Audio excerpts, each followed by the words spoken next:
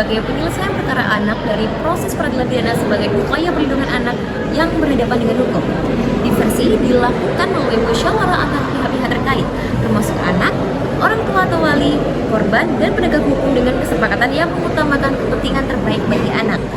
Namun, apabila diversi gagal, proses peradilan pidana anak akan tetap dilanjutkan. Namun, dengan catatan mengedepankan prinsip-prinsip perlindungan anak.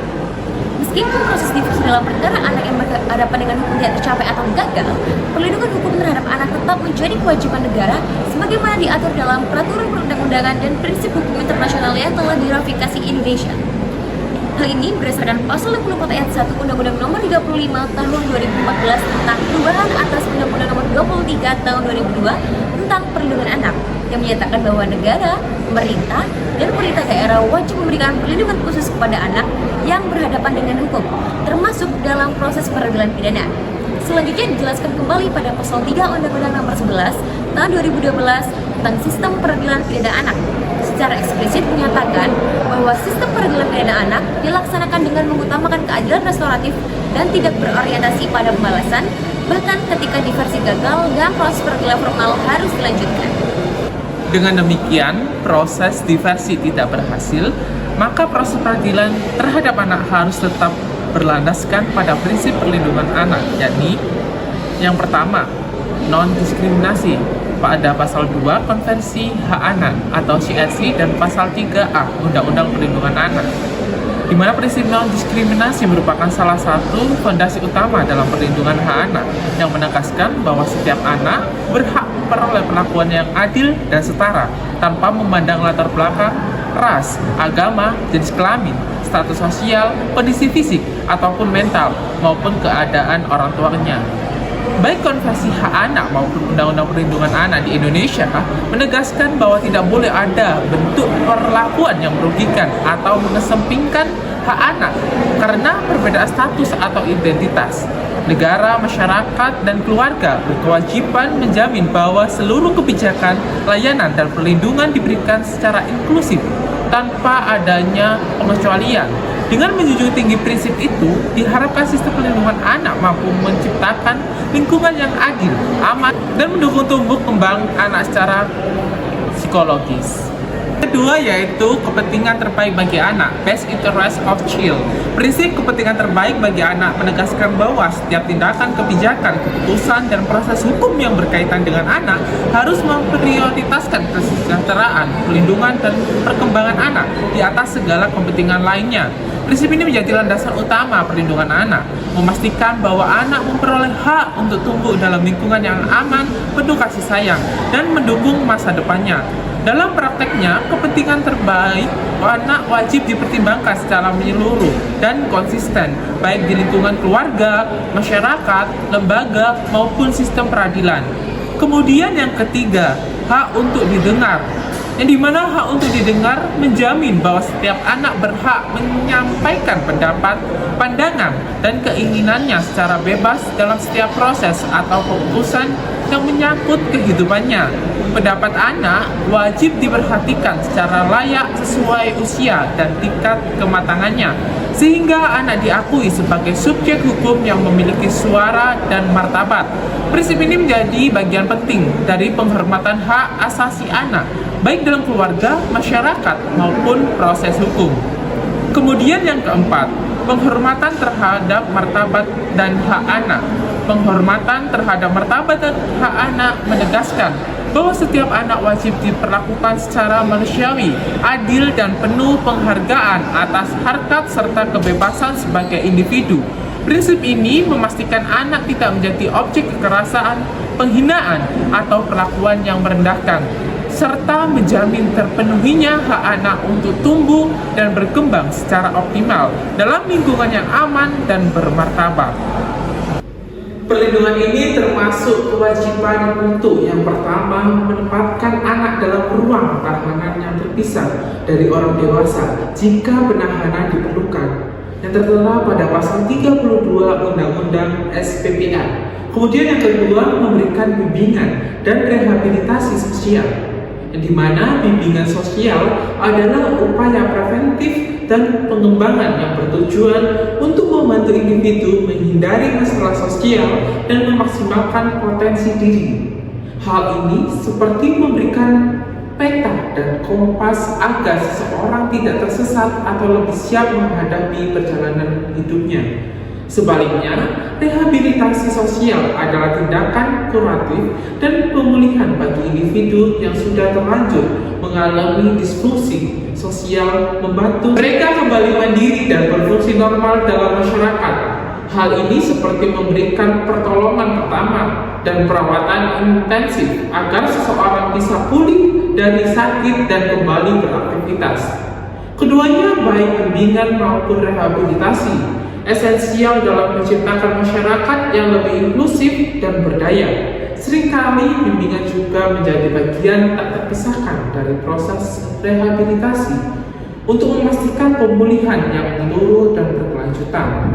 Kemudian, menjamin hak atas pendidikan, diversi dalam peradilan anak, solusi berbasis restoratif.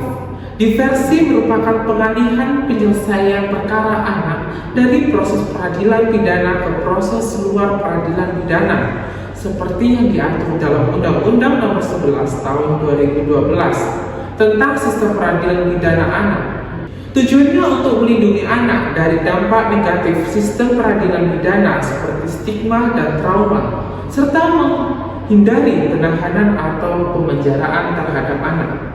Diversi ini mengedepankan prinsip keadilan restoratif, berupaya mencapai perdamaian antara korban dan anak yang berkonflik dengan hukum penyelesaian masalah secara informal, mendorong partisipasi masyarakat dan menanamkan rasa tanggung jawab pada anak. Proses diversi dapat dilakukan jika ancaman pidana penjara di bawah 7 tahun dan anak bukan residivis. Dalam pelaksanaannya, penyidik, penuntut umum, dan hakim wajib mengupayakan diversi pada setiap tahapan. Pihak-pihak yang terlibat meliputi anak, orang tua atau wali, korban, pembimbing, kemasyarakatan, pekerja sosial profesional, dan penasihat hukum. Kesepakatan diversi bisa berupa perdamaian, penyerahan kembali kepada orang tua atau wali, keikutsertaan dalam pendidikan atau pelatihan, atau pelayanan masyarakat. Jika berhasil, proses hukum dihentikan. Di Surabaya, diversi sering diterapkan pada kasus-kasus ringan seperti pencurian atau penganiayaan, yang menunjukkan komitmen untuk memberikan kesempatan kedua bagi anak agar dapat kembali ke masyarakat tanpa beban stigma formal. Menyediakan pendampingan hukum dan psikososial selama proses peradilan. Pendampingan hukum memastikan individu memahami hak-hak mereka, mendapatkan representasi yang layak, dan proses hukum berjalan sesuai koridor keadilan, termasuk penyediaan bantuan hukum gratis bagi yang membutuhkan. Sementara itu, pendampingan psikososial berfokus pada dukungan emosional dan mental, membantu individu mengelola stres, trauma, dan memulihkan kesejahteraan mereka pasca pengalaman peradilan. Keduanya tak terpisahkan dan sangat penting untuk melindungi hak asasi manusia, meminimalisir trauma, serta memastikan setiap individu memiliki akses serta dapat memperoleh keadilan tanpa memandang latar belakang atau kondisi mereka. Tantangan dalam penyediaan pendampingan ini seperti keterbatasan sumber daya harus terus diawasi dan diatasi melalui komitmen pemerintahan dan dukungan masyarakat sipil demi sistem peradilan yang lebih inklusif. Oleh karena itu, kegagalan dalam proses diversi tidak boleh dijadikan dasar untuk mengabaikan prinsip perlindungan anak dan tidak menghapuskan kewajiban negara dalam menjamin hak-hak anak secara maksimal selama proses hukum berlangsung. Diversi pada tahap pemeriksaan di pengadilan merupakan mekanisme hukum yang tetap sah dan wajib diupayakan dalam sistem peradilan anak di Indonesia. Sebagaimana hal ini diatur dalam Pasal 7 Ayat 1 Undang-Undang Nomor 11 Tahun 2012 tentang Sistem Peradilan Pidana Anak. tersebut menyatakan bahwa diversi dilakukan pada tingkat penyidikan, penuntutan, dan pemeriksaan perkara anak di pengadilan negeri. Pelaksanaan diversi di pengadilan bertujuan untuk mencegah adanya sistem pemidanaan formal yang berpotensi merugikan masa depan dan tumbuh kembangnya. Kedua, mewujudkan keadilan restoratif dengan melibatkan pelaku korban, keluarga, dan tokoh masyarakat.